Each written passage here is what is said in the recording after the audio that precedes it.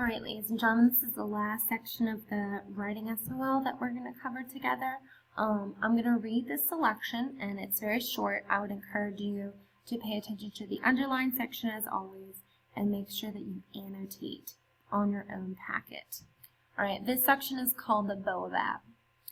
In the arid grasslands of Africa and Western Australia grows an unusual baobab tree. The tree's broad, spherical trunk inspires some people to call it the bottle tree, which is an appropriate name. Indeed, a baobab has stored up to 30,000 gallons of water.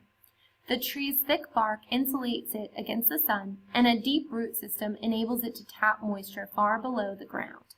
The massive circumference of the trunk, however, is the distinctive feature of the baobab. A baobab in Africa has a trunk of about 150 feet in circumference. Whether it is called the bottle tree or the baobab, it is one of the most unique trees in the world. So we're going to look at number 29.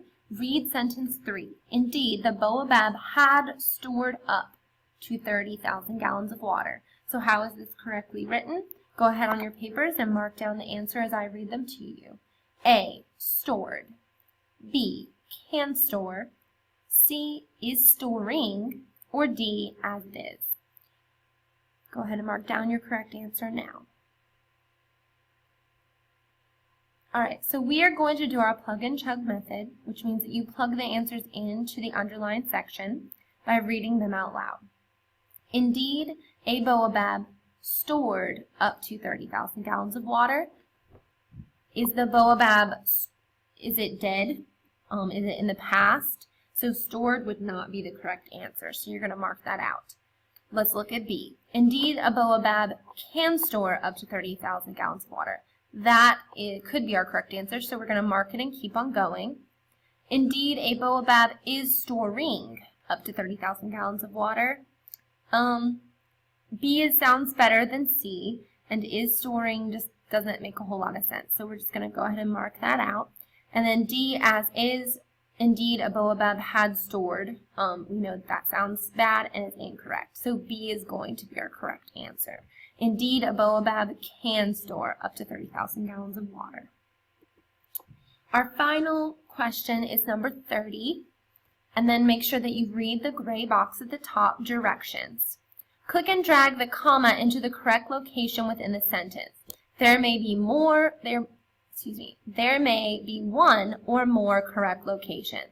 So they've given us the sentence, it's sentence 5, and they're asking us to correctly punctuate this sentence. So what I'm going to have you do is I'm going to read the sentence out loud, and then I want you to write down the word before and after the commas that you place. So you're going to write down the word before the comma and then the word after the comma on your papers as your answer. The massive circumference of the trunk, however, is a distinctive feature of the baobab. So go ahead and place your commas in the correct places now. Alright, so hopefully you have written out which words before and after the comma goes beside. The massive circumference of the trunk, however. Alright, so however is another word just like which, in which you need to put commas before, and with however you also have to put a comma after. So the massive circumference, we know that there doesn't need to be a comma in between massive and circumference. Of the trunk. Does there need to be a comma between circumference and of? No, because it would stop our train of thought. We don't want to put it there. However, we need to put a comma before however. We need to put a comma after however. Is the distinctive feature of the baobab. Does there need to be commas in either of these places? No, there doesn't.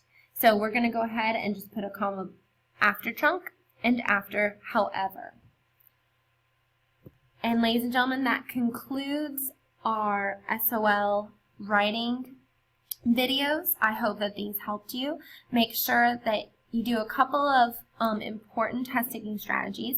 Please make sure you read the entire selections that they give you. 1.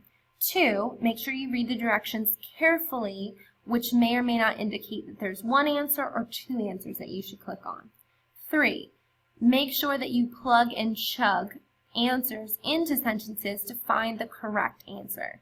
And then finally, make sure that you go through all of the answers to find the best one. Good luck on your SOL, and I hope this video helped you. Have a great day.